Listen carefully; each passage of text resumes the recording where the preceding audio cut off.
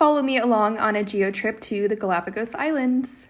Since GEO trips are tailored for teachers, this trip ran over winter break, so we headed to the airport on Christmas Eve. When we landed in Quito, it was just after midnight, so the crew played Feliz Navidad. There was my dad singing along. We headed to the hotel and went straight to sleep so we could take on the next day. In the morning, we met up with our tour guide and headed out to the old town for a city tour. Our first stop was the Basilica del Voto Nacional. The gargoyles were so neat because they represented different animals around Ecuador, like blue-footed boobies, tortoises, and pumas. The inside of this church was gorgeous, and like many sites on this trip, the videos definitely don't do it justice. After seeing the inside, we headed up to the clock tower to see a view of the city. The climb up the stairs was a little daunting. They were more like a ladder, but as you can see here, the views were totally worth it. Next, our guide walked us through the old town where we tried candy filled with liquid alcohol. They were unlike anything I've tried before, and I was tempted to bring some home to prank my friends because they were so strong. When we walked outside, we stumbled upon a Christmas parade that people of all ages were participating in. Everyone was dressed so colorfully, and they tossed flower petals as they walked along, which made for some really beautiful walkways the rest of the day. We saw a total of 6 more churches after this, and they were unbelievably ornate. A lot of them were covered in gold leaf, and it almost looked like they were glowing inside.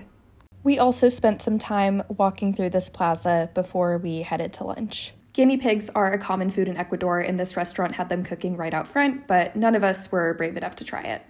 And finally, we enjoyed some soup and sangria before heading to the Middle of the World Museum. Our next stop was La Mitad del Mundo, which means middle of the world. The museum that we went to is actually a couple hundred yards away from the sculpture that you might see on Google Images. Due to the men that calculated them being slightly off, they did these measurements in the 1700s. So the well-known sculpture actually stands at these coordinates. Our museum guide taught us about some of the animals that live in the Amazon of Ecuador, as well as showing us a real shrunken head. The last documentation of a shrunken head was in the 1960s, but prior to then, tribes would use their enemies' heads as trophies to intimidate others. They were also a popular collector's item for tourists prior to being outlawed by the Peruvian and Ecuadorian governments. The literal purchase of human heads is also where we got the term headhunting, so now you know. It's a pretty subtle statue next to the big one that was originally constructed, but this is the official 00 marker. Next up were the experiments and seeing how the Coriolis effect worked in real time. Right on the equator line, the water drained straight down with no rotation. But after moving just a few steps away to the northern and southern hemispheres, we saw how the water drained in different directions due to Earth's centrifugal force. Then our group tried standing an egg on a nail head, which I was able to do pretty quickly, but the jury is still out on whether or not this is really easier on the equator line. Finally, we tried walking along the equator line from heel to toe with our arms out, which was easier said than done with our arms being in different hemispheres. You'll see us all struggling to complete this short walk. We flew about 2.5 hours from Quito into Baltra and landed at their carbon-neutral airport. Sustainability and eco-friendly practices are a big theme on the islands. We started seeing wildlife almost immediately after we got off the plane, starting with this land iguana. Before we got on the boat taxi, we also saw the first of what would be many sea lions on this trip. On the bus into Santa Cruz, we watched the landscape change from arid to lush right before our eyes.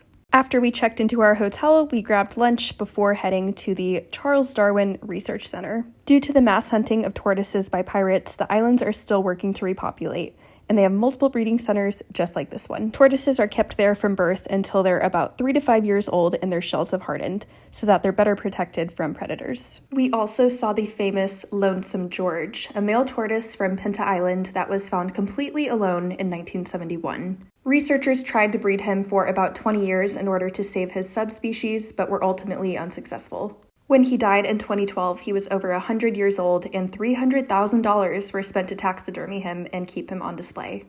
We ended the day with dinner and a walk through town, and we even saw some baby sharks before we headed back to the hotel. Today, we got breakfast on the go and headed to Las Grietas, a canyon with a swimming hole. Saltwater seeps in from the ocean, so we were super buoyant. The water was insanely clear, so we also brought along some snorkeling gear so that we could enjoy the fish. Then we made a pit stop at the beach before we headed to lunch. While we waited for our speedboat to take us to Floriana, we saw these sea lions feeding their babies, which was so cute. The boat ride took an hour and a half, and if you've ever seen the Key and Peele skit where they are on an airplane with severe turbulence, that is a little bit what it was like to use the bathroom on a moving speedboat. We arrived on the remote island in the afternoon. Floriana has less than 200 residents, and it's known for being very mysterious, as multiple people have disappeared without a trace. The most famous of these disappearances was an Austrian baroness who was rumored to have boarded a boat to Tahiti, although there's no record of said boat ever coming to the island or arriving in Tahiti. This alibi comes from Margaret Wittmer, who gave birth to the first person to ever be born on the island, or at least the first to have it documented. Margaret's descendants still live on the island today, and some believe the story of what really happened to the Baroness died with Margaret in 2000 when she passed. After settling into our hotel, we stopped by a bar on the black sand beach to grab a drink before ending the day with a sunset and dinner. All of the food served was grown locally, so it was so good. Today we headed down the beach to snorkel, and the walk, of course, was scenic from the vegetation to the wildlife. Once we got there, we saw this family of sea lions, also tons of sea turtles, and a plethora of colorful fish. There were also a couple of rays hanging out on the seafloor. We even saw a group of penguins from a distance, kind of hard to see here, but stay tuned for day 6 for a better look. The restaurant we ate lunch at had dozens of baby chicks running around and served us fish soup and ceviche before we headed out to the highlands. I've never seen ceviche with popcorn before, but it was oddly delicious. We ran into several giant tortoises on our walk up into the highlands and also got to see them enjoying their own lunch. Next, we walked through a rock formation known as the Labyrinth, and I have never seen anything like this. It was home to some of the first inhabitants to ever live on the island. They would cover the top with cowhides during the rainy season and used the caves for sleeping. This labyrinth was first home to Patrick, an Irish pirate that was left behind by his crew. Luckily, Patrick was able to locate the natural spring for a water source and lived there for 2 years from 1807 to 1809. The natural spring is still used as Floriana's main water source today. Afterwards, we walked down to a viewpoint to get a look at a dormant volcano, which is the highest point on Floriana Island. We had such a blast at dinner that we ended up not recording anything, but the food was unbelievable.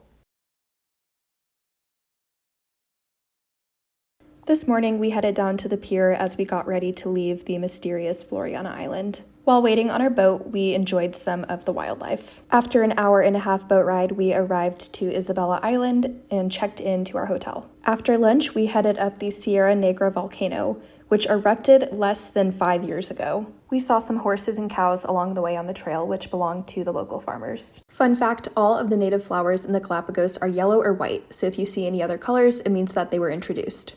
It's hard to tell with the fog, but this caldera is the second largest in the world and extends over 5 miles. Here is a photo of it on a sunny day for better reference. Next, we headed to another tortoise breeding center where we saw some flamingos along the way.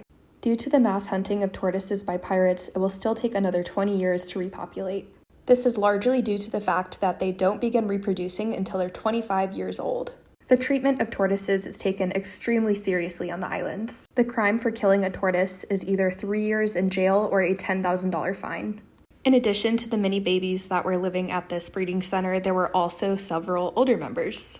The oldest one that we saw was over 120 years old. Several of them were rescued from a volcano eruption via helicopter and also have lava damage on their shells. Afterwards, we headed down to the beach for a drink at this super cute bar.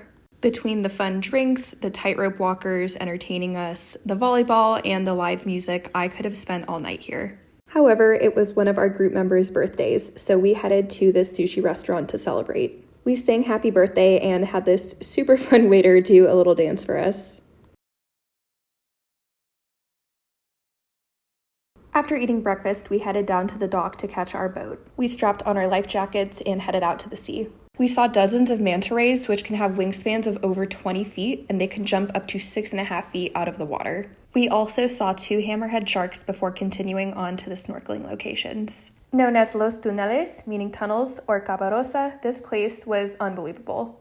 We swam alongside dozens of sea turtles, saw several seahorses, got up close and personal with rays, stopped by shark nap time, and enjoyed seeing the wildlife from above water. Then we spotted this adorable penguin. And it wouldn't be the Galapagos if we didn't stumble upon a blue-footed booby. Fun fact, the color of their feet is actually due to the brine in the shrimp that they eat. One of our group members opted for kayaking over snorkeling and saw this super speedy penguin. Once we got back to the dock, I also caught this marine iguana swimming along. While walking along the beach, we stumbled upon this wedding, which was so sweet. Then we enjoyed a drink before we headed to dinner. After we put in our orders, the unexpected happened and all of the power went out on the island. The restaurant did not miss a beat and quickly set us up with some candles, making for a very memorable night.